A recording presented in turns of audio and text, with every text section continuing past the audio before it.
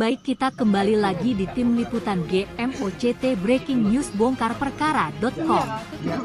Hutan di Aceh makin rusak. Diduga perusahaan PT Surya Panen Subur 2 pelaku penebangan liar. Pemandangan udara terlihat dari kawasan hutan yang dibuka untuk perkebunan kelapa sawit di Kabupaten Nagan Raya mengatasnamakan untuk lahan plasma, kemudian kembali dikatakan pembukaan kebun inti. Provinsi Aceh, Indonesia, 19 April sejak 2023 hingga 2025. Tak jarang, praktik perusakan hutan itu menyebabkan konflik perusahaan dengan masyarakat sekitar dari berbagai desa. Hingga saat ini satwa liar terancam masuk ke perkampungan hingga berimbas kematian dikarenakan hilangnya tempat tinggal untuk berlindung dan mencari makan. Kurangnya kesadaran hingga kurang tegasnya pemerintah dalam menindak pelaku menjadi penyebab utama kerusakan hutan. Aturan hukum pidana untuk pelaku illegal logging juga kian dipertanyakan. Melansir, pelaku kejahatan illegal logging dijerat dengan pasal 19 huruf A dan atau B yungto pasal 94 ayat 1 huruf A dan atau pasal 12 huruf E yungto pasal 83 ayat 1 huruf B, Undang-Undang UU Nomor 18 Tahun 2013 tentang Pencegahan dan Pemberantasan Perusakan Hutan. Dalam peraturan tersebut, ancaman sanksi pidana pelaku illegal logging yaitu penjara maksimum 15 tahun dan denda maksimum 100 miliar rupiah. Meski sanksi tersebut bisa dibilang cukup berat, faktanya penegakan hukum pidana illegal logging belum dilakukan dengan maksimal. Mengapa penegakan hukum illegal logging masih lemah? Penegakan hukum bagi pelaku illegal logging yang masih lembek ini, menurut Diasi Suikromo dalam karya ilmiahnya yang dipublikasikan di Jurnal Hukum Unsrat pada 2016, dikarenakan beberapa permasalahan yang muncul di antaranya. Peraturan dan kebijakan yang ada tidak dapat menyelesaikan permasalahan khususnya kejahatan lingkungan. UU Nomor 23 Tahun 1997 Jo UU Nomor 32 Tahun 2009 tidak dapat menjadi instrumen yang efektif untuk melindungi lingkungan. Sementara perkembangan teknologi diikuti perkembangan kualitas dan kuantitas kejahatan yang semakin canggih dan seringkali menimbulkan dampak internasional, regional, dan nasional. Dampak illegal logging. Ijem Nurjana dalam bukunya berjudul Korupsi dan Illegal Logging mendefinisikan illegal logging sebagai rangkaian kegiatan yang mencakup penebangan, pengangkutan, pengolahan hingga jual beli kayu secara tidak sah. Kerugian yang diakibatkan pembalakan liar tidak hanya dari aspek ekonomi, tetapi juga mencakup sosial dan budaya. Adapun dampak-dampak illegal logging sebagai berikut.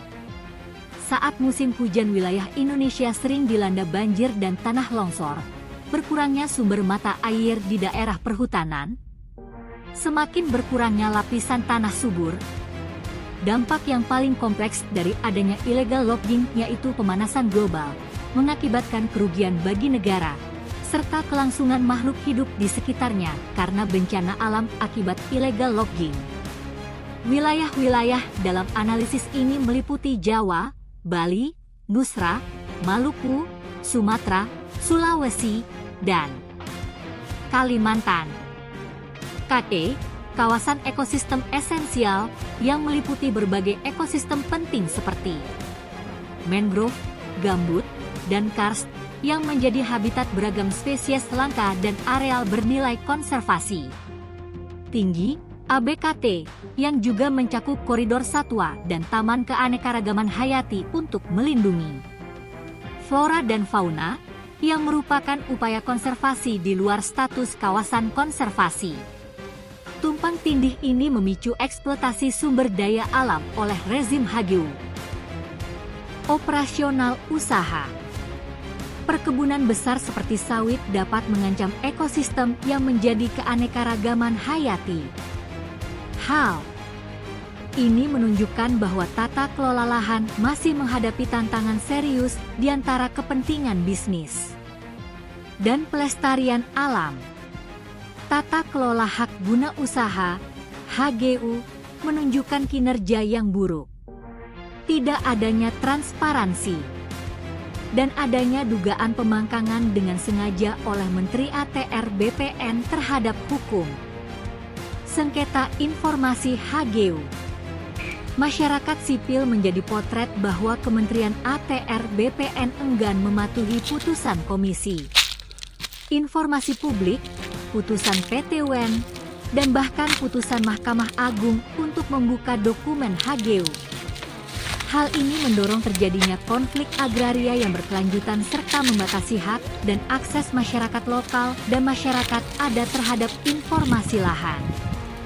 Maka HGU dijalankan tanpa partisipasi. Prinsip Padiatapa dan dijalankan tanpa akuntabilitas yang baik. Ini merupakan potret bad governance dari rezim HGU di Indonesia yang dapat memicu terjadi penyalahgunaan wewenang dan korupsi di sektor sumber daya alam. Rawatripa Pusat Keanekaragaman Hayati yang terancam rezim HGU. Potret ini terjadi di Aceh di ekosistem Rawatripa di Kabupaten Nagan Raya, Provinsi Aceh.